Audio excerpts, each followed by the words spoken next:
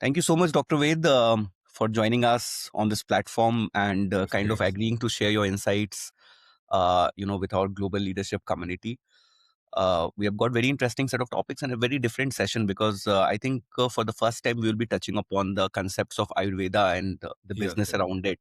But to give an intro to our audience, Dr. Ved is a seasoned Ayurveda healthcare leader and physician with extensive experience spanning clinical practice, research, and healthcare operations. Currently, he is Chief Business Officer and Head of Research and Development at RASA Group, RASA. Yes. He's building Sarvaguna Ayurveda hospitals and pharmaceuticals from grounds up, focusing on manufacturing, clinical research, and telemedicine led treatment models.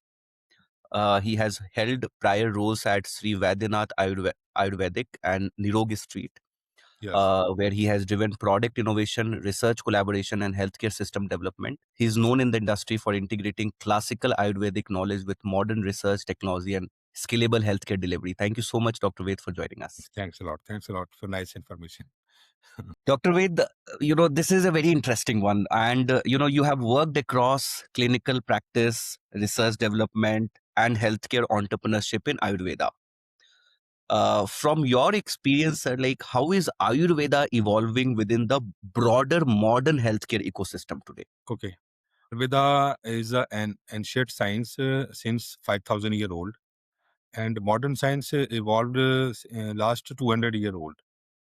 तो जब कोई नई चीज आती है पुरानी चीज के लिए थॉट प्रोसेस लोगों का चेंज होता है कि कुछ नया आया है तो पहले हम उसको ग्रैब करें। वो उसने अपनी एक जगह बनाई। आयुर्वेदा ज्यादातर बिलोंग था मिडिल ईस्ट एशिया और इंडिया से। तो अब यहाँ पे जब उसने मॉडर्न साइंस ने थोड़ी सी अपनी जगह बनाई तो पुरानी चीजें थोड़ा सा छूटना, लेकिन फॉर टाइम बीइंग पिछले 100 साल में ही 100-150 साल के अंदर ही लोगों को अब दोबारा से समझ में आने लगा कि जो पुरानी चीजें थी, जो लॉन्ग लास्टिंग थी, जो हमें प्रिवेंशन भी दे रही थी और पर्सनलाइज्ड क्योर एंड ट्रीटमेंट भी, अब उसकी तरफ मूव होना इंडस्ट्री का शिफ्ट हो रहा है। शिफ्ट है, पहले आयुर्वेदा को ऐसा माना जाता है कि एक फ्रेगमेंट है, मींस एक part of health care system है। लेकिन जब से कोविड हुआ, आफ्टर कोविड ये आयुर्वेदा सेंटर पॉइंट में आ गया है। वर्ल्ड के डब्ल्यूएचओ के फॉर्म में, बाकी फॉर्म में ट्रेडिशनल सिस्टम ऑफ मेडिसिन बहुत अच्छे से टैकल कर सकते हैं, लोकल हेल्थ को, कम्युनिटी हेल्थ को बहुत अच्छे से मैनेज कर सकते हैं। तो आयुर्वेदा एक बड़े पर्सपेक्टिव में अब मॉडर्न मेडिसिन के साथ भी कंधे से कंधा मिला के चलने के लिए भी रेडी है और उसके साथ को एग्जिस्टेंस में भी चलने को रेडी है। जो कि बहुत इंपॉर्टेंट है सर, बिकॉज आई थिंक काफी सारा इम्पैक्ट है मतलब आयुर्वेदा का। जी, जी। मैंने खुद अपने पर्सनल लाइफ में देखा है कि कितनी भी मेडिसिन आप खा लें, बट अगर एक सस्टेनेबल लाइफ स्टाइल में अगर हम आयुर्वेदा को अडॉप्ट करते हैं तो बीमारियों से काफी दूर हो जाते हैं हम लोग। मतलब बिल्कुल, आजकल जो देखिए एंजाइटी। असल में आयुर्वेदा जब बात करता है तो सिर्फ दवाइयों के बारे में बात नहीं करता। आयुर्वेद जब बात करता है तो लाइफ़स्टाइल के बारे में बात करता है कि आपको लाइफ़स्टाइल कहाँ से शुरू करनी चाहिए। है ना? मॉडर्न साइंस और आयुर्वेदा में यही थोड़ा-सा डिफरेंस है। मॉडर्न साइंस जब पहले रूट कॉज़ रूट कॉज़ को थोड़ा-सा आइडेंटिफ़ाई किया, देन डिसीज़ डायग्नोसिस हुई। डिसीज़ डायग्नोसिस के बाद देन ट्रीटमेंट दिया। ट्रीटमेंट सबके लिए एक सा जनरलाइज़्ड ही होता है। लेकिन आयुर्वेदा में पर्सन टू पर्सन भी वैरी करता है और उसको लाइफ़स्टाइल बहुत मायने रखती है, इसलिए डॉक्टर सबसे पहले लाइफ़स्टाइल करेक्शंस करते हैं। देन डायटरी करेक्शन करते हैं, देन फिर मेडिसिन आती है थर्ड नंबर। तो इसलिए आयुर्वेदा फिर लॉन्ग लास्टिंग भी होता है और रूट कॉज से ट्रीटमेंट करने वाला साइंस कहा जाता है। सर, जब भी आयुर्वेदा की बात आती है तो ग्लोबल लेवल पे लोग ऐसा बोलते हैं कि stronger clinical validation and research की जरूरत है। आपने जितना R&D और प्रोडक्ट डेवलपमेंट अभी तक किया है, आपको क्या लगता है सबसे ज्यादा चैलेंजेस क्या? देखिए आयुर्वेदा में जो साइंस की मेथोडोलॉजी है और जो मॉडर्न मेडिकल साइंस की मेथोडोलॉजी है, दोनों में फार डिफरेंस है, बहुत बड़ा डिफरेंस है। जब मॉडर्न में किसी भी मेडिसिन के ऊपर वर्क किया जाता है तो सबसे पहले केमिकल को आइडेंटिफाई करते हैं। केमिकल आइडेंटिफाई करने के बाद उसका pre clinical and clinical trial होता है। देन इसके बाद वो वन वन केमिकल या one salt and one symptom, इस तरह से टारगेट होता है। ठीक है। आयुर्वेद में क्या, जैसे क्लासिकल मेडिसिन है, आरोग्य वर्धनी वटी है, चंद्रप्रभा वटी है, पुनर्नवा मेडु, बहुत सारी ऐसी मेडिसिन है, त्रिफला है। तो इन सबको जब देते हैं, देने के बाद इनके ब्रॉडर रिजल्ट्स मिलते हैं। त्रिफला आंखों पे, त्रिफला पेट पे भी काम, त्रिफला घाव भी भरता है, पेट भी साफ करवाता है। तो अब इतने सारे रिजल्ट है, तो इतने सारे रिजल्ट में इसमें पीछे की तरफ रिवर्स मेथोडोलॉजी होती है साइंस की। अब इसमें देखा जाता है कि त्रिफला 4 काम कर रहा है, आई पे भी काम कर रहा है। तो आई पे काम कर रहा है तो कौन से केमिकल कंपोनेंट्स ऐसे होंगे त्रिफला के अंदर जो इसके लिए रिस्पॉन्सिबल है रहा है। तो पेट पे काम करने वाले कौन से ऐसे केमिकल होंगे जो इस पे वर्क कर रहे हो, या घाव भर रहा है, वुंड हीलिंग कर रहा है, वुंड हीलिंग के लिए ऐसे कौन से केमिकल होंगे। तो रिवर्स मेथोडोलॉजी है, और वहां पर टारगेटेड मेथोडोलॉजी है, तो दोनों में बहुत डिफरेंस है। दूसरा, हाँ, वन सॉल्ट है, हाँ, पॉलीसॉल्ट्स है, मीन्स एक केमिकल, एक हर्ब्स के एक फॉर्मुलेशन के अंदर भी कई हर्ब्स हैं, और उस हर्ब्स के अंदर भी कई फाइटोकेमिकल्स हैं, कई सारे अल्कलॉइड्स हैं, कई सारे टेनिन्स हैं, बहुत सारी चीजें हैं उसके अंदर। तो अब उनमें से कौन सा काम कर रहा है, तो ये आइडेंटिफाई इसलिए थोड़ा सा टफ है आयुर्वेदिक साइंस में। तो इसका एक दूसरा रास्ता भी निकला है, वो आयुर्वेद से 1989 में तो स्टीफन डी क्लिफ है, उनने एक न्यूट्रास्यूटिकल्स नाम से, न्यूट्रास्यूटिकल्स मीन्स आयुर्वेद, आयुर्वेद का भी कहना है कि जो आहार ही हमारी औषधि है। तो उनने उसी कॉन्सेप्ट को थोड़ा-सा अडॉप्ट करने की कोशिश की कि जो हमारा फूड है वही हमारी मेडिसिन है। तो फूड के अंदर भी कुछ ऐसे टारगेटेड केमिकल्स होते हैं जिसको हम रीडिज़ाइन कर, कंबाइन कर, ब्रीफ करके उसको किसी को दे सकते हैं डोजेस फॉर्म में। एक नया इन्वॉल्व हुआ न्यूट्रास्यूटिकल। न्यूट्रास्यूटिकल एक काइंड ऑफ आयुर्वेदा फॉर्मुलेशंस ही है, लेकिन जस्ट थोड़ा मॉडर्न पर्सपेक्टिव में है, अच्छे आर-एन-डी की तरफ है, अच्छे तरीके से उसको देखा जा रहा है। तो वैसे ही आयुर्वेद में भी किया जा सकता है उसी फॉर्म में। सर मुझे कभी-कभी ऐसा लगता है कि बहुत सारा नॉलेज है आयुर्वेदा का, जैसे अभी आपने बोला न्यूट्रास्यूटिकल आया, बट अगर हम 1000 साल या 500 साल पहले चले जाएँ, तो ये सारे नॉलेज ऑलरेडी अवेलेबल थे, मतलब विलेजेस में छोटे-छोटे जगह पे। और मुझे तो कभी-कभी ऐसा भी लगता है ये पूरा एलोपैथिक सिस्टम जो है, केमिकल्स का, सॉल्ट्स का, ये भी वहीं से कहीं न कहीं डिराइव्ड है। बिल्कुल, अ, असल में जर्नी इसकी, सॉरी इंटरप्टिंग यू, जर्नी इसकी ऐसी है, जैसे आयुर्वेदा में जड़ी-बूटी जो है, जो खेत में लगी है, ज़मीन में लगी है, एज़ इट इज़ उसको निकाला, उसको प्रोसेस्ड किया, पीसा, चटनी बनाई, पाउडर बनाया, कुछ भी बनाया और आपको दे दिया खाने। इसमें हमने कोई भी कोई भी केमिकल नहीं मिलाया, केमिकल निकाला नहीं, एक्सट्रैक्ट नहीं किया कुछ। एक सेकंड इसका सिस्टम डेवलप हुआ जिसको बोलते हैं homeopathic system of medicines. Homeopathic system में हमने क्या किया, उसके टिंक्चर बनाना स्टार्ट किए। उसके अल्कलॉइड्स को, ऑयल सॉल्युबल अल्कलॉइड्स या वाटर सॉल्युबल अल्कलॉइड्स को अलग रखना, निकालना स्टार्ट किया, और जो एक्टिव पार्ट था उसका, उसको देना स्टार्ट किया। लेकिन वो ब्रॉडर वे में था कि उसमें मल्टीपल अल्कलॉइड्स थे, मल्टीपल फैट सॉल्युबल अल्कलॉइड्स थे, कोई एक नहीं था। देन फिर आया मॉडर्न साइंस। मॉडर्न साइंस एकदम स्पेसिफिक हो गया। मॉडर्न साइंस ने कहा कि नहीं, कुछ भी सब मिला के नहीं देंगे, मिक्सचर नहीं देंगे, हम एक टारगेटेड चीज देंगे। तो इस ये जर्नी इस तरह की है, पार्ट वही है, तरीका वही है, उसी तरीके से, क्योंकि आप केमिकल्स कहाँ से लाओगे? प्लांट से ही लाओगे। सारे डेरिवेटिव्स प्लांट्स के ही हैं, चाहे डाइक्लोफेनेक सोडियम हो, मॉर्फिन डेरिवेटिव्स हैं सारे। तो सोर्स तो वही है, आयुर्वेद ही है। मतलब सोर्स तो वही है, और इसलिए आपने पहले बोला कि फूड ही मेडिसिन है फूड बेसिकली, ही मेडिसिन है। जो हम यस, खा रहे हैं, यस। अगर हम उसको ही ढंग से खाएँ, जी, तो वही मेडिसिन है। बिल्कुल। क्योंकि सर अगर हम रामायण के टाइम पे भी चले जाएँ, अगर महाभारत, रामायण के टाइम पे भी, तो मतलब ऐसा नहीं था कि हेल्थ केयर सिस्टम अच्छी नहीं, मतलब नहीं थी। आई थिंक नॉलेज ज़्यादा। नॉलेज ज़्यादा था और उसका यूज़ करते थे। नहीं, आपने एक वो उसमें कांड देखा होगा जिसमें संजीवनी बूटी बूटी को ढूँढा जाता है।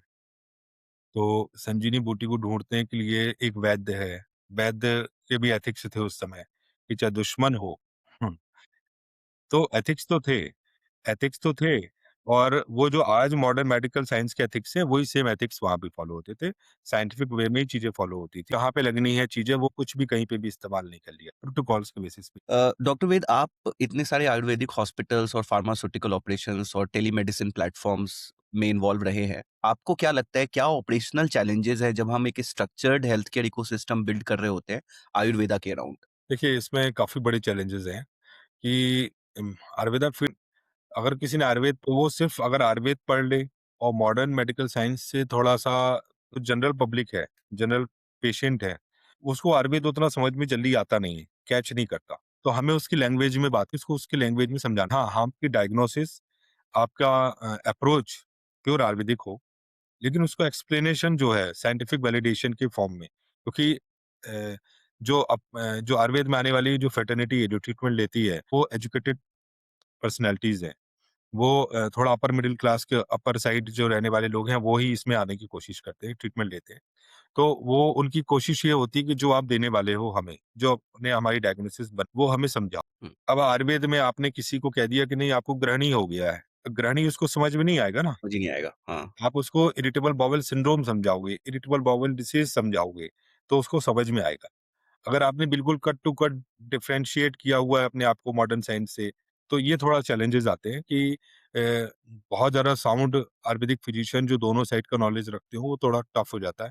तो अगर हमें इंटीग्रेटेड आयुर्वेदिक सिस्टम या मॉडर्न चीज़ मैं आपको बताना चाहता हूँ, उत्तराखंड यूनिवर्सिटी के साथ बोर्ड ऑफ मेंबर्स में भी शामिल हूँ, साइंटिफिक एडवाइजरी बोर्ड में। तो उसमें भी हम एक कोर्स डेवलप कर रहे हैं, आयुर्वेदा बायोलॉजी। ये बीएससी ऑनर्स है, 4 साल का कोर्स है। इसी थीम को हमने ध्यान में रखते और नेक्स्ट ईयर से मेरे ख्याल से वो कोर्स लॉन्च होगा। बोर्ड ऑफ मेंबर्स में हमने पूरा इसको स्ट्रक्चर डिजाइन, इसमें जो ये कमी यहाँ हम फील कर पा रहे हैं, वो वहाँ नहीं। राइट। दूसरा चैलेंज एक और है। दूसरा चैलेंज ये भी है कि एक तो पेशेंट्स जो होते हैं, पेशेंट्स की जो जर्नी है, आयुर्वेदा इंडस्ट्री में जो ऑपरेशंस में हम, तो जैसे मॉडर्न मेडिकल साइंस में अगर आपको 10 दिन का ट्रीटमेंट प्रोटोकॉल कोई दिया गया है, आपकी कोलेसिस्टेक्टमी होनी है, पित्ताशय की पथरी की सर्जरीज, तो आपका 1 दिन का आपका फिटनेस बनेगा, सेकंड डे आप सेकंड या थर्ड या फोर्थ डे आप और छठे दिन आप छूट। तो ये एकदम क्लियर कट उसके माइंड में समझ को कि मेरे को इतने दिन क्यों रुकना है, कैसे रुकना है, क्लियर कट है। फिर इसके बाद मेरा फॉलोअप ट्रीटमेंट क्या होगा, बाद में क्यों फॉलोअप्स होने, कितने दिन तक फॉलोअप्स होने, सब क्लियर रहता है। आयुर्वेद में थोड़ा सा यूनिफॉर्मिटी इन चीजों की नहीं है, प्रोटोकॉल बेस्ड ट्रीटमेंट नहीं। प्रोटोकॉल बेस्ड ट्रीटमेंट तो गवर्नमेंट ऑफ इंडिया ने डिजाइन करने की कोशिश, लेकिन फॉलो कितने करने वाले। तो प्रोटोकॉल्स से माइग्रेन का ट्रीटमेंट अगर हमें आयुर्वेद में करना है, तो एक यूनिफॉर्मिटी में प्रोटोकॉल्स होने चाहिए। इतने दिन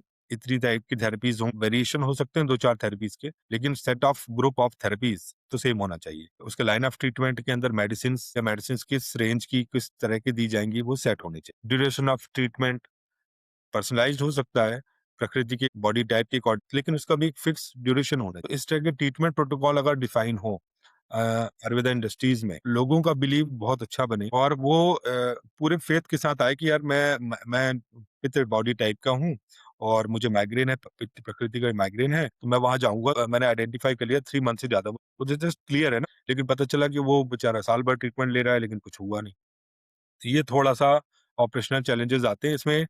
जैसे आपने ये सर्वगुण आयुर्वेदा जिस ब्रांड में मैं हूँ, जिसको हुँ, मैंने स्क्रैच से बिल्ड किया, मेरी हुँ। कोशिश यही थी कि यहाँ पे जो मैं टीम डेवलप करूँ, तो वो इस तरह से ट्रीटमेंट प्लान करे, इस तरह से चीज़ें करे कि पेशेंट के साथ कम्युनिकेशन एकदम क्लियर, उसको प्रॉपर फाइंडिंग्स मिले, प्रॉपर एश्योरेंस मिले और प्रॉपर क्लैरिटी मिले। ये आपने बहुत इम्पोर्टेंट पॉइंट बोला सर, बिकॉज़ इवन अभी जो वेट लॉस मेडिसिन्स भी आने लगे हैं, यस, वो इसी साइकोलॉजिकल बिहेवियर को मतलब कर रहे हैं कि लोगों को ना, अब जैसे लोग जिम जाते हैं या योगा करते हैं, उनको एक क्लैरिटी नहीं है कि मैं इतने दिन में मेरा वेट लॉस ये हो जाएगा, because there is lot of internal factors also involved कि आप कितने मतलब अब जैसे आप मेडिसिन ले रहे हैं बट आपका खाना अच्छा नहीं है। आप जिम जा रहे हैं लेकिन आप सिगरेट पीते हैं या आप वाइन पीते हैं या फिर कुछ भी अल्कोहल पीते हैं।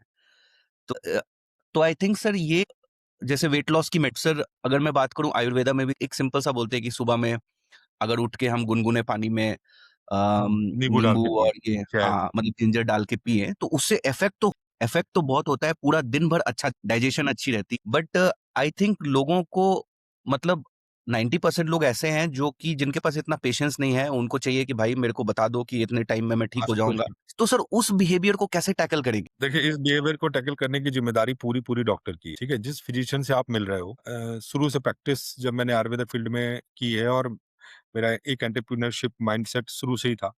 मैं थोड़ा-सा आयुर्वेद को साइंस की तरफ ड्राइव, तो मेरा ये था परसेप्शन कि जब भी कोई पेशेंट किसी डॉक्टर से मिले तो 3 क्वेश्चन हमेशा पूछे। पहला कि मुझे ये डिसीज़ क्या मेरे रूट कॉजेज़ हैं, सारे मुझे आइडेंटिफाई करवाइए। मुझे समझ में आना है। फिर अगर वो डॉक्टर कह रहा है कि मैं इसे मैनेज कर दूँगा या हुँ, पूरा क्योर कर दूँगा, हुँ, तो उसका रोड मैप क्या होगा? हुँ, उसका रोड मैप क्या होगा? अगर आपको समझ में आता है तो मुझे समझाइए। हुँ, अगर आपको समझ में पूरा आ रहा है तो मुझे समझाइए। और जब रोड मैप बन गया तो फिर उसका प्रॉपर ड्यूरेशन, अगर आप कह रहे हो क्योर होगा, तो कितना हुँ, टाइम फ्रेम लगेगा? हुँ। तो वो डॉक्टर गैप, लेकिन क्या हो रहा है यहाँ, गैप यही हो रहा है। पेशेंट भी हरी में है, जल्दी और डॉक्टर भी स्ट्रक्चर नहीं दे रहा है। डॉक्टर के पास वो नहीं है ना, उसका साइंस स्ट्रेंथ नहीं है और वो उसका प्रॉपर खुद की अंडरस्टैंडिंग और एक्सपीरियंस नहीं है। वो भी तुक्के मार रहा है और ये भी तुक्के लगा कि चलो मैं ट्राई कर लेता हूँ, और वो भी कहता है चलो मैं इस पे ट्राई कर लेता हूँ। तो ये अलग फंडा हो रहा है ना। जिम्मेदारी पेशेंट की भी, कस्टमर की भी जिम्मेदारी है कि वो पूछे कि ये जो चीज आप कह रहे हो ये कैसे करोगे, और अगर उसको अच्छे नॉलेज है, उसके पास अच्छा एक्सपीरियंस है, वो समझाएगा। और जब चीज़ें क्लियर होंगी। अगर पे और उसके पास एक्सपीरियंस नहीं है कि ओबेसिटी के मान लीजिए किसी पेशेंट को हाइपोथायरायडिज़्म है, प्लस ओबेसिटी है। तो हाइपोथायरायडिज़्म एक एसोसिएटेड डिसीज़ हो गई, मेन डिसीज़ हो गई उसको ओबेसिटी, जिसको ट्रीट करने के लिए वो बैठा हुआ। अब उसकी ओबेसिटी तब ट्रीट होगी जब हाइपोथायरायडिज़्म कंट्रोल होगा। अब डॉक्टर के पास अगर ये अंडरस्टैंडिंग है तो उसको ट्रीट कर पाएगा ना। अब डॉक्टर ने कह दिया नहीं, मैं तो तुम्हारा तुम आ जाओ मेरे पास थेरेपीज़ के लिए, पंचकर्म के लिए, मैं तो विदिन 3 मंथ में आपका जो है वो वेट हुँ, लॉस करवा दूँगा। 10 से हुँ, 15 किलो वज़न घटा दूँगा। लेकिन फिर क्या होता है, फिर बिटर ट्रुथ सामने आता है। जब वो 3 मंथ गुज़रते हैं, हाइपोथायरायडिज़म में उसने काम किया नहीं, डॉक्टर ने, वेट उसका 5 किलो भी नहीं घटता।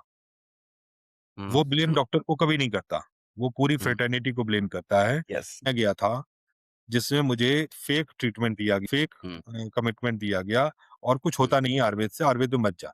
ऐसा हो जाता है। एक की गलती सारे परसेप्शन पूरे होल इंडस्ट्री के लिए, तो साइंटिफिक अप्रोच के साथ, प्रॉपर क्लैरिटी के साथ, अच्छे नॉलेज के साथ प्रोफेशनल्स की आने की ज़रूरत है इस फील्ड में, जिसके यस, लिए थोड़ा-सा प्रयास। हाँ।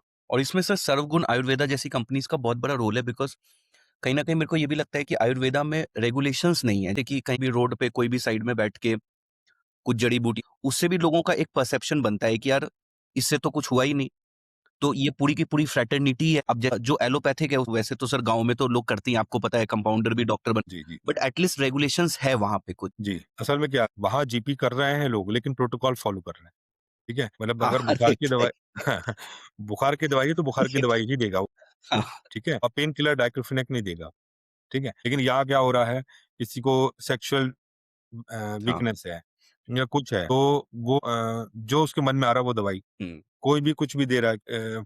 असल में आयुर्वेदा फ्रेटर्निटी और आयुर्वेदा इंडस्ट्री में वो किसी को बिज़नेस करने के लिए, किसी भी ब्रांड को अगर करना है तो उसको 3 चीज़ें ज़रूर अपना कस्टमर बेस को अवेयर करना, जिसको आप टारगेट कर रहे हो। पहले अवेयर करो अपने प्रति, आप क्या कर रहे हो? जब उसको अवेयर किया, अवेयर करने के बाद फिर आप सर्विस दो, हुँ, तो आप सक्सेसफुल ईज़ी होंगे। अपने रैंडमली पिक करना, उसका बैड एक्सपीरियंसेस है, आप टच करोगे वो भागेगा। तो पहला कि पहले अवेयरनेस, फिर सेकंड बैक एंड पे आपकी आर-एन-डी चलती रहे। आप अपने रिसर्च प्रोटोकॉल, ट्रीटमेंट प्रोटोकॉल्स पे काम, अपने जो टीम है उसको डेवलप करते रहो, ट्रेन करते रहो, जिससे वो सही तरीके से ऐसे गवर्नमेंट लेवल पे भी होना। सर जब भी हम आयुर्वेदिक मेडिसिन या न्यूट्रास्यूटिकल प्रोडक्ट्स बनाने की बात करते हैं तो उसमें हमें ट्रेडिशनल फॉर्मुलेशंस को रेगुलेटरी फ्रेमवर्क्स और मॉडर्न मैन्युफैक्चरिंग स्टैंडर्ड्स से के साथ भी अलाइन करना होता है। तो how do you approach product development in this case? देखिए, मेरा प्रोडक्ट डेवलपमेंट में काफ़ी अच्छा एक्सपीरियंस है। प्रीवियस निरोग स्ट्रीट एंड बैद्यनाथ, तो वहाँ मैंने न्यूट्रास्यूटिकल्स प्रोडक्ट्स पे भी काम किया है। Generally nutraceutical product, nutra and ceutical, जैसे फार्मा एंड स्यूटिकल वर्ड बना है, उसी तरह से nutra and ceutical. Nutra means nutrition देने वाले, स्यूटिकल मीन्स कि एक केमिकल बेस्ड फार्मेसीज। तो अब जब ये दोनों वर्ड मिलते हैं, मीन्स कि जो हमने फूड टारगेट किया है, लहसुन के अंदर कौन सा ऐसा केमिकल है, जैसे एलिसिन बहुत फेमस है, उसमें हुँ, एलिसिन एल्कोलाइड होता है, ऐसा हुँ, अश्वगंधा है, हुँ, अश्वगंधा से फूड सप्लीमेंट किसी को बनाना है तो उसमें विथेनिन एल्कोलाइड होता है, ये विथेनोलॉइड्स होते हैं। तो इस तरह के एल्कलाइड को पहले आइडेंटिफाई करना रिसर्च पेपर के बेसिस पे। रिसर्च पेपर बहुत सारी रिसर्चेज़ होती हैं, सभी एप्स पे होती है। एग्रीकल्चर, हॉर्टिकल्चर के लेवल पे काफ़ी रिसर्चेज़ होती हैं। उन रिसर्च पेपर्स को किसी को भी अगर पढ़ना है, जैसे हमारा प्रोसेस क्या होता है कि हम किसी भी रिसर्च पेपर को, जिस भी हम एपीआई पे काम करना चाहते हैं, तो पहले रिसर्च पेपर्स को खंगाला कि उससे क्या-क्या है, क्या-क्या एक्टिव बेनिफिट्स है जो हम चाहते हैं। इस प्लांट के अंदर है, किसके अंदर ज़्यादा मात्रा में मौजूद है। फिर इसको लिया, उसके साथ फिर हम किस तरह के फिलर्स, के बाइंडर्स, हुँ, फॉर्मुलेशन, गमीज़ की हुँ, फॉर्म, जेल की फॉर्म, लिक्विड की पाउडर की, टैबलेट की फॉर्म, किस फॉर्म में सबसे ज़्यादा सस्टेनेबल, सबसे ज़्यादा स्टेबिलिटी होगी और सबसे ज़्यादा मार्केट में एक्सेप्ट किया। देन फॉर्मुलेशन डेवलप हुआ। अब इसमें फॉर्मुलेशन डेवलपमेंट के रेगुलेटरी फ्रेमवर्क्स में 2 तरह के फ्रेमवर्क्स हैं। एक, अगर इंडिया में ही आप बिज़नेस करना है तो रेगुलेटरी नॉर्म्स फसाई है, और एक नया नॉर्म्स आया है, आयुष आहार। आयुष आहार फसाई के अंदर ही है, वर्क कर हुँ, रहा है, लेकिन हुँ, फसाई ही बेसिक है। तो अब अगर कोई फॉर्मुलेशन डेवलप करना है तो उसको फसाई के अंडर डेवलप करना, या न्यूट्रास्यूटिकल प्रोडक्ट, उसकी न्यूट्रिशनल हुँ, प्रोफाइल होनी, उसकी हैवी मेटल एनालिसिस हो, उसके सीओए सर्टिफिकेट्स हो, ये सारी चीजें हो, तब वो फिर एक प्रोडक्ट इंडिया में बेचने के, अगर फॉरेन में जाना है, एफडीए की गाइडलाइन से कौन सा प्रोडक्ट, कौन सा केमिकल, हर्बल एल्कोलाइड्स जो है वो फूड के रूप में दिया, कितनी लिमिट दी जा सकती है, किसके साथ दिया जा सकता है, ड्रग इंटरेक्शंस किसके साथ दिया जा सकता है, सबकी गाइडलाइन फिर एफडीए के, यूएसए यूरोपियन यूनियन के लिए ईएफएससीए एक उसके थ्रू करना पड़ती है। तो सारी गाइडलाइन को फॉलो, फिर आप इंटरनेशनल मार्केट में भी जा सकते हैं। हाँ, न्यूट्रास्यूटिकल प्रोडक्ट्स अगर आप बनाते हैं तो इंडिया में तो आपको क्लिनिकल स्टडीज़ हो सकता है उतनी ना लगे, लेकिन फॉरेन कंट्रीज़ में अगर आप देते हैं एफडीए या यूरोपियन यूनियन में देते हैं, तो वो क्लिनिकल स्टडीज़ रिक्वायर करते हैं। कि अगर आप कह रहे हो कि एलिसिन या एलैक्सिन की ये कैप्सूल जो है, ये कोलेस्ट्रॉल कम करती है, एचडीएल को इंक्रीज़ करती है, एलडीएल डिक्रीज़ करती है, तो कुछ क्लिनिकल एविडेंसेस आपके होने चाहिए। चाहे तो उस अल्कलॉइड से रिलेटेड हों या आपने उस टैबलेट पे और उस पूरे ओवरऑल टैबलेट के होने चाहिए। तो ईज़ी होता है, पेशेंट के लिए भी ईज़ी होता है। रिसर्च पेपर्स की लिंक उसमें डाली जाती है, क्यूआर कोड की फॉर्म में, ब्लॉकचेन की फॉर्म में, तो वहाँ से सर्च कर सकता है, सर्च करके वो देख सकता है, तो उसकी भी एक ट्रांसपेरेंसी मेंटेन रहती है। हाँ, यही मेरा नेक्स्ट क्वेश्चन था। मतलब इंडिया में तो ठीक है, बट जैसे अगर हमें अपने इंडिया के आयुर्वेदिक ट्रीटमेंट्स को वर्ल्ड वाइड प्रमोट करना है, और सर हो भी रहा है। मैंने देखा है बहुत सारे लोग फॉलो कर रहे हैं इंडिया के। जी, जी, जी। और सर ऋषिकेश वगैरह जगह पे तो काफ़ी टाइम से लोग आते हैं। नहीं, हमने बैद्यनाथ में ये काम स्टार्ट किया था और बैद्यनाथ ने सबसे पहले 4-5 कंट्रीज़ में, जिसमें Australia, Norway, Germany and Belarus, इसमें इन सारे कंट्रीज़ में हमने अपने न्यूट्रास्यूटिकल प्रोडक्ट्स, फूड हुँ, सप्लीमेंट्स भेजे हुँ। हैं हमने। इसमें डायबिन डीएस है, कार्डिबिन डीएस है, इनको अश्वगंधा है, शतावरी है, ब्राह्मी है, इनको भेजा हमने और ईज़िली एक्सेप्टेड है और अब अभी भी जा रहे हैं। नहीं, लेकिन फॉरेनर्स की पुराना ब्रांड नेम कोई मायने नहीं रखता, वो अपने स्टैंडर्ड्स को ले। राइट। हुँ। सर अब हम थोड़ा ना टेलीमेडिसिन पे बात करते हैं सर, क्योंकि अभी अभी एलोपैथिक में तो काफ़ी हो गया है, and it's a very important tool for health care delivery. तो आयुर्वेदिक कंसल्टेशंस एंड ट्रीटमेंट के लिए टेलीमेडिसिन कैसे हेल्प कर सकती है? स्पेशली वैसी जगह पे जहाँ पे ट्रेडिशनल प्रैक्टिशनर्स अच्छे से अवेलेबल नहीं। देखिए टेलीमेडिसिन बहुत ही अच्छा एक माध्यम है आयुर्वेदा को रूरल एरिया तक पेनिट्रेट करने के लिए, क्योंकि रूरल एरिया में जनरली मॉडर्न मेडिकल साइंस के साइड सबऑर्डिनेट्स फिजिशियंस तो मिल जाते हैं, कंपाउंडर्स मिल जाते हैं, नर्सेज मिल जाती हैं प्रैक्टिस करने वाली, लेकिन आयुर्वेदा फिजिशियंस वहां तक नहीं जा पाते और ना वहां बैठते और ना वहां पे वो क्लिनिक खोलने की हिम्मत भी करते, क्योंकि वहाँ उनकी एक्सेप्टेंस और उतनी डिमांड नहीं। लेकिन टेलीमेडिसिन एक ऐसा पार्ट है कि जो टायर 3 सिटी में टायर 2 सिटी में, टायर 1 सिटी में बैठा हुआ अच्छा फिजिशियन, वो वहाँ तक पेनिट्रेट कर सकता है। अपनी सोशल मीडिया मार्केटिंग के, अपनी ब्रांडिंग के थ्रू और भी चैनल्स हैं जिनके थ्रू वो मार्केटिंग करके वहाँ पहुँच सकता है। वहाँ से जो लीड जनरेट होती है उनको direct consultation, video consultation, audio consultation और मंथ में 1 आध बार या 2 बार वहाँ पे विज़िट करके भी अपनी रीच बढ़ा सकता है।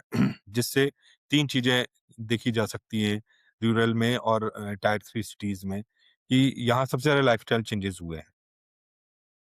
इंडस्ट्रियलाइजेशन के कारण काफ़ी ज़्यादा लाइफ़स्टाइल चेंजेज़ हुए हैं। तो लाइफ़स्टाइल चेंजेज़ को भी मॉनिटर कर सकता है डॉक्टर बैठे-बैठे कि भई आपने मैं फर्स्ट टाइम आपसे मिला था तो आपकी लाइफ़स्टाइल में मेरा एक असिस्टेंट होगा, वो आपके साथ कॉन्टैक्ट में बना रहे, वो आपकी लाइफ़स्टाइल में चेंजेज़ को मॉनिटर करेगा और आपको सजेशन देता है। तो लाइफ़स्टाइल मॉडिफ़िकेशन हुआ हुँ, टेलीमेडिसिन के थ्रू। हुँ। लगातार कनेक्शन के थ्रू। तो टेलीमेडिसिन में मैं जहाँ भी रहा चाहे योग स्ट्रीट था, चाहे बैद्यनाथ था, चाहे सरगुन आयुर्वेदा, मैंने सभी जगह टेलीमेडिसिन एस्टेब्लिश किया। अच्छी टीम के साथ एस्टेब्लिश किया और बहुत फ्रूटफुल वर्क कर रही है। सर लेकिन टेलीमेडिसिन में वो वाली प्रॉब्लम नहीं है, मतलब दोनों ही केसेज़ में एलोपैथिक एंड आयुर्वेदिक में, कि आप पेशेंट को मतलब आप उसको अच्छे से देखने दिक्कत नहीं आती उसमें? हाँ, नहीं कुछ केसेज़ में जैसे लाइफ़स्टाइल डिसऑर्डर्स हैं तो लेकिन कुछ ऐसे डिसीज़ेज़ हैं जिसमें स्किन डिसीज़ेज़ हैं, कोई वुंड से रिलेटेड हैं या इंटरनल ऑर्गन से रिलेटेड में एग्ज़ामिनेशन की सख्त, तो उन केसेज़ में थोड़ा ज़रूरत बहुत ज़्यादा पड़ती है। तो उस दौरान जो टेलीमेडिसिन सेंटर्स होते हैं जनरली प्रिपेयर्ड हैं इन सब चीज़ों के लिए। हुँ, टेलीमेडिसिन सेंटर्स उसके लिए एक अपने कुछ रीजनल क्लिनिक्स ओपन करते हैं। रीजनल क्लिनिक्स में वो अप्रोच देते हैं उसको कि आप इस तारीख को इतने बजे यहाँ पहुँच जाएँ, हुँ। तो आपको वहाँ डॉक्टर मिलेंगे, आपका एग्ज़ामिनेशन करेंगे, एग्ज़ामिनेशन के बाद जो फाइनल फाइंडिंग्स होंगी, डायग्नोसिस बनेगी, उसके अकॉर्डिंग आपका पर्सनलाइज़्ड ट्रीटमेंट आपको डिज़ाइन करके दिया जाएगा। तो करते हैं ऐसा और सभी का मॉडल यही है, टेलीमेडिसिन अगर ओपन होता है, ऐसा नहीं होता कि क्लिनिक्स ना हो, क्लिनिक्स रखी जाती है, लोकेशंस में जहाँ से सबसे ज़्यादा लीड्स आ रही हैं, तो उन इवन सर वहाँ पे नर्सेज़ और जूनियर स्टाफ को भी लगाया जा सकता है, सो दैट डॉक्टर उसको गाइड हाँ, करके दे। देखिए आज तो एआई का ज़माना है। एआई के ज़माने में आज ऐसे टेलीपोर्टेशन के थ्रू पूरी इमेज बन जाती है आपकी, है ना? तो वो मेरे ख्याल से फ़ायदा उठाना चाहिए अरविंद इंडस्ट्री को मेरे ख्याल से मॉडर्न साइंस तो अब उठाना स्टार्ट भी कर दी।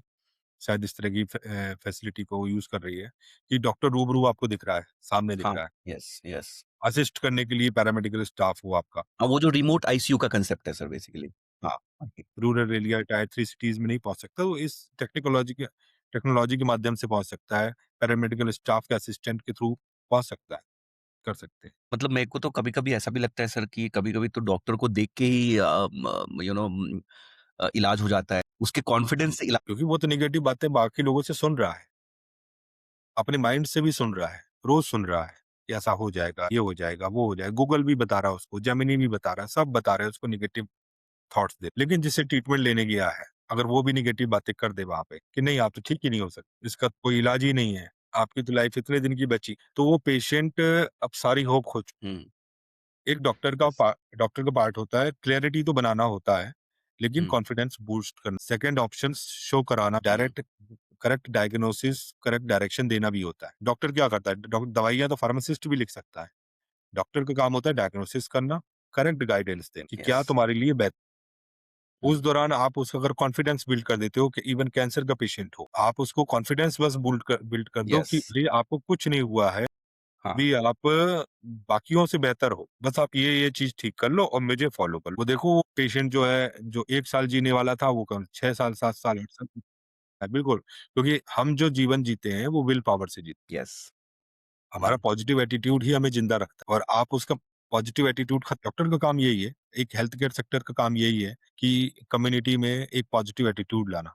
एक डॉक्टर का काम यही है, अपने नीचे जितने लोग हैं उनको पॉजिटिव एटीट्यूड देना, ये उसका पार्ट है। सर लास्ट में सर जैसे हम अभी इंटीग्रेटिव हेल्थ केयर की बात कर रहे हैं जैसे कि मतलब how can Ayurveda work hand in hand with the modern medicine. देखिए, इस पे मैंने बहुत पहले काम कर दिया था स्टार्ट। मैंने 2015 से इस पे काम कर पता नहीं क्यों पता था कि इंटीग्रेशन का ज़माना आएगा। 2025 में जो डब्ल्यूएचओ का समिट हुआ गुजरात में, जिसमें नरेंद्र मोदी जी भी शामिल हुए थे और डब्ल्यूएचओ के हेड भी शामिल हुए थे। तो उन्हें सबने इस पे टाई अप किया कि ट्रेडिशनल हेल्थ ऑफ मेडिसिन सिर्फ आयुर्वेदा नहीं, चाइनीज़ मेडिसिन्स भी, बाकी अदर मेडिसिन्स, तो उसको इंटीग्रेट करना चाहिए। इंटीग्रेशन के का मतलब क्या? इंटीग्रेशन मीन्स कि जहाँ आपकी लिमिट है, आप वहाँ पे काम कर लो और जहाँ हमारी लिमिट है, हम वहाँ जैसे chronic diseases modern medical science क वर्क नहीं करती। क्रोनिक डिसीज़ जो लंबे समय चलने वाली डिसीज़, लाइफ़स्टाइल डिसऑर्डर्स पे बहुत अच्छे से वर्क नहीं। Acute management, emergency management, surgical procedures इसके लिए तो बेस्ट है, इसका तो कोई तोड़ नहीं है। अगर किसी का एक्सीडेंट हो जाए और इमरजेंसीज़ हो, उसमें तो सबसे बेस्ट है। यस। लेकिन अगर आप क्रोनिक डिसीज़ेज़ देखें, वहाँ पे फिर लेक है। तो अगर ऐसा करें दोनों मेडिसिन्स मिलके, दोनों साइंटिफिक फ्रेटर्निटी मिलके, जैसे थायराइड का पेशेंट है, इंटीग्रेशन मैंने जैसे किया है, मैं अपना इंटीग्रेशन जैसे थायराइड का पेशेंट है, थायराइड के पेशेंट में क्या होता है कि उसके गले से थायरॉक्सिन हार्मोन निकलता है। थायरॉक्सिन हार्मोन जनरली उसके शरीर में डेली बनता है। लेकिन किसी को जब हाइपोथायराइडिज्म होती है तो थायरॉक्सिन हार्मोन कम निकलना स्टार्ट, और पिट्यूटरी से टीएसएच बराबर मात्रा में निकलता रहता है, तो टीएसएच की वैल्यू हाई हो जाती है। डॉक्टर्स क्या करते हैं, जितना थायरॉक्सिन नहीं निकल रहा शरीर के अंदर, डेली एम्प्टी स्टमक जी, जो थायरॉक्सिन मेडिसिन्स होती हैं, थायरॉक्सिन मेडिसिन जनरली आपकी रोज की रिक्वायरमेंट को फिल, लेकिन अभी रूट कॉज पे काम नहीं किया गया कि थायराइड ने क्यों काम करना वर्क, थायराइड की ग्लैंड ने ऐसा क्या डिफेक्ट आया, प्राइमरी या सेकेंडरी क्या आया जिसकी वजह से उसने थायरॉक्सिन के प्रोडक्शन को, अब आयुर्वेद यहाँ पे काम करता है। मान लीजिए उसने 3 साल से मेडिसिन खा रहा है, अब आयुर्वेद यहाँ पे काम करता है। आयुर्वेद के डॉक्टर को तो फर्स्ट स्टेप पे उसकी 50 mcg की मेडिसिन स्टॉप कर, जिससे उसका वॉश आउट हो गई वैल्यू, जो पर डे बेसिक वैल्यू उसकी टीएसएच की, मान लीजिए 50 mcg में उसका वैल्यू आती थी टीएसएच 9, जो कि नॉर्मल होना चाहिए 3 के आसपास, 3.34 से 4.50 रेंज होती है, जिसमें 3 नॉर्मल है, 3 तक होना चाहिए। अब मान लीजिए उसको 9 आया टीएसएच, 50 mcg की गोली खाते हुए 6 दिन की हमने गोली छुड़वाई, 9 आया। अब आयुर्वेदिक डॉक्टर क्या करे, उस 50 mcg को पैरेलली रखता आयुर्वेदिक मेडिसिन, हुँ, तो जो रूट कॉजेज़ थे वहाँ पे गड़बड़ हुए थे वो दोबारा से रिस्टोर हो, दोबारा से हार्मोन बनना स्टार्ट करे। अगले 2 महीने, क्योंकि थायराइड की जाँच 3 महीने में हो, 3 महीने बाद फिर वो जाँच करवाए, जाँच करवाते समय फिर वो अंग्रेजी मेडिसिन्स को, इंग्लिश मेडिसिन्स को 6 डेज़ के लिए उसकी वैल्यू वॉश आउट हो गई। देन अब जो उसकी वैल्यू आई टीएसएच की वैल्यू अगर 9 से नीचे 4 आती, 5 आती है, मतलब मेडिसिन ने काम करना स्टार्ट किया, उसने रिजनरेशन करवाया, थायरॉक्सिन हार्मोन बनना, देन वो 50 mcg को घटा के 25 mcg कर दे। नेक्स्ट 3 मंथ के लिए फिर वैल्यू 3 से नीचे आती है अगर, 25 mcg स्टॉप करे। तो ऐसे में क्या हुआ, एक इंटीग्रेशन हुआ ना, मीन्स आपने ऐसा भी नहीं किया कि नहीं है तो बंद करो, बिल्कुल बेकार है, क्यों को स्टार्ट किया, उसको साइड इफेक्ट हो जाएँगे तुरंत सेकंड डे पे। कोई लाइफ सपोर्टिंग सिस्टम जनरेट किया नहीं और आपने तुरंत मेडिसिन भी स्टॉप कर दी, झंडा आयुर्वेद का, तो ऐसा नहीं होता। इंटीग्रेशन का मतलब होता है किसी को दबाना या किसी को डिमीन करना नहीं होता। मीन्स हमें अपने अपने रास्ते बनाने के लिए दूसरे के रास्ते के साथ चलते हुए काम, तो ये रियल रियल इंटीग्रेशन इसी तरह डायबिटीज में किया जाता है। इसी तरह एपिलेप्सी की मेडिसिन में भी, एपिलेप्सी के बहुत केसेस इसमें उसमें भी इस तरह के इंटरवेंशन किए जा सकते हैं। हाइपोथायराइडिज्म के साथ साथ ये जैसे हाइपरटेंशन है, इनमें तो जितनी लाइफस्टाइल डिसऑर्डर्स हैं, इसमें इस तरह के इंटीग्रेशन अडॉप्ट किए जा सकते हैं, जिससे बहुत बड़ा इकोनॉमी जो खर्च हो रही है हमारी इन चीज़ों पे, पैसे खर्च हो रहे हैं हमारे, उन पे बच सकते हैं। एग्रीकल्चर इकोनॉमी बूस्ट की जा सकती है। गाँव हुँ, की जो हमारी इकोनॉमी है, वो बूस्ट की जा गाँव को स्टेबलाइज़ किया जा सकता है, क्योंकि हर्बल मेडिसिन अगर इंटीग्रेशन में आ जाती है, मॉडर्न मेडिकल साइंस के साथ मिल के काम करने लगती है, उनका 10,000 करोड़ का बिज़नेस है, क्या नाम है, मेडिकल मॉडर्न मेडिकल साइंस का। हमारा 10 हमारा ज़्यादा से ज़्यादा 100 बिलियन का होगा, 100 मिलियन का होगा। आप अगर उसके साथ इंटीग्रेट कर लेते हो तो आपका बिज़नेस भी बढ़ रहा है। राइट। उनका घटेगा, वो हुँ, अगर साल भर 2 साल मेडिसिन खाता है या 6 साल मेडिसिन तो आपके साथ मिलके वो 1 साल 2 साल खाएगा सॉल्यूशन। बिल्कुल, बिल्कुल। भई जो हमारी इकोनॉमी का बहुत बड़ा पार्ट खर्च हो रहा है, सिर्फ़ लोगों की ट्रीटमेंट करने में। किसी इकोनॉमी किस तरह की होती है, परिवार के अंदर अगर कोई इनकम सोर्स आ रहा है और उसमें से ज़्यादातर हम खर्चे इलाज में कर दे रहे हैं, तो हम नई चीज़ें नहीं, ऐसी कोई किसी भी स्टेट के लिए, किसी भी कंट्री के लिए अगर आप इलाज में पैसे खर्च कर रहे हो, तो कोई तो कमा रहा है, कोई तो कमा रहा है। अगर वो इंटीग्रेशन करते हो, तो आप ही कमाओगे कमाओगे। राइट। हुँ, बाकी लोग स्ट्रेंथन होंगे। उनको एक गाइडेंस भी तो मिल रहा है ना प्रिवेंशन से रिलेटेड। अब लाइफ़स्टाइल मॉडिफिकेशन पे तो डिसीज़ होने की जो प्रोबेबिलिटी है वो उसमें जिस इसका मॉडल बहुत अच्छे मॉडल बने, जैसे साउथ कोरिया है, चाइना है, जापान है, ये इस पे काम कर रहे हो। आप उनकी एवरेज एज 82-85 है। यस। हमारी एवरेज एज जो है वो 72 के अप्रॉक्स है।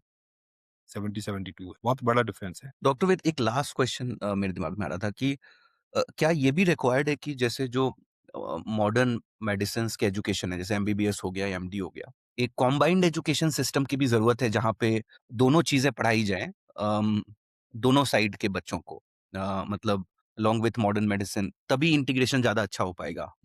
अभी वैसे गवर्नमेंट ऑफ इंडिया ने इन चीज़ों पे स्टेप लेना पहले ये आयुर्वेदा फैकल्टी की का अभी बहुत सारे रिसर्च प्रोजेक्ट स्टार्ट किए गवर्नमेंट ऑफ इंडिया ने, जिसमें बायोटेक्नोलॉजी है, बायोकेमिस्ट्री है, जेनेटिकल इंजीनियरिंग से पढ़े हुए लोग हैं और एमबीबीएस के लोग, एमबीबीएस, डीएनबी, सारे लोग, सीसीआरएस एक गवर्नमेंट की बॉडी है और कुछ ऐसे पीएचडीज डिजाइन की गई हैं जिसमें इंटीग्रेटिव बेसिस पे हम रिसर्च कर, करीब सीसीआरएस के 14 हॉस्पिटल्स हैं, बड़े-बड़े हॉस्पिटल्स हैं, जिसके साथ इंटीग्रेशन और आज प्राइवेट सेक्टर में भी इस तरह की चीज़ें स्टार्ट हो गई हैं। जैसे क्षार सूत्र आपने सुना होगा, एक हाँ, अच्छा यस। नाम है। क्षार सूत्र मीन्स एक थ्रेड होता है, जिससे हम पाइल्स या एनोरेक्टल सर्जरीज़, तो आज जो जनरल सर्जन है, एमबीबीएस हैं, जनरल सर्जन है या एनोरेक्टल रीजन की जो सर्जरीज़ करते हैं डॉक्टर, वो क्षार सूत्र में बहुत पीएचडी कर रहे हैं। और उन्होंने उसको अडॉप्ट कर लिया क्योंकि एक नॉन इन्वेसिव बहुत ज़्यादा नॉन इन्वेसिव सर्जरी है, जिसमें बहुत बड़े कट नहीं लगाने होते। क्योंकि जब फिशर या फिस्टुला के लिए ऑपरेशन करते हैं तो बहुत बड़े कट लगाने होते हैं, है ना? लेकिन उसमें छार-सूत्र में सिर्फ़ एक धागा डाल के और बाहर की तरफ से काम बन जाता है। तो डॉक्टर अडॉप्ट किया और डॉक्टर कर रहे हैं इस पे काम और आगे आने वाले समय में मुझे उम्मीद है एम्स के लेवल पे, गवर्नमेंट बॉडीज़ के लिए प्राइवेट हेल्थ केयर सेक्टर्स जो हैं इस पे काम करेंगे और कर रहे हैं, करेंगे भी। Thank you so much doctor Ved, काफ़ी धन्यवाद आपका, आपने जॉइन किया और इतने अच्छे इनसाइट्स आपने हमारे ऑडियंस को दिए। काफ़ी हेल्पफुल रहेगा, not only for people watching in India but also outside India. Yes. And we look forward to a highly integrated system where modern medicine works hands in hand with Ayurveda. Thank you so much, sir. Thanks a lot. Thanks a lot.